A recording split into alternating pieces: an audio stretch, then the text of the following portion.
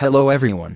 Windows 10 allows you to change the location of your user folders and move them to anywhere you want. For example, you might have moved the Downloads folder from its default location on your C drive to another partition or drive to keep it separate from your operating system. What if you need or want to restore the default location of one or more of your personal user folders?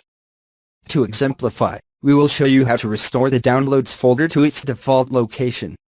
First, open File Explorer and navigate to the user folder that you want to bring to its original path. In our case, that's the Downloads folder.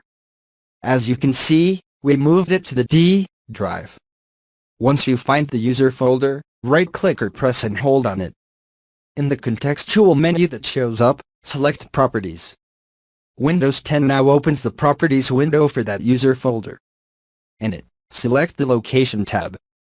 Then, to move the user folder to its original location, click or tap the Restore Default button. As you might have noticed, pushing the Restore Default button changes the folder's path to its original location.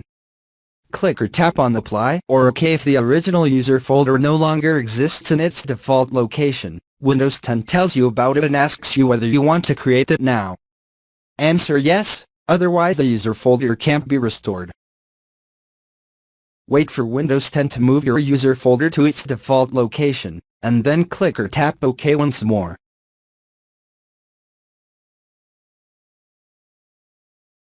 Thanks for watching this video.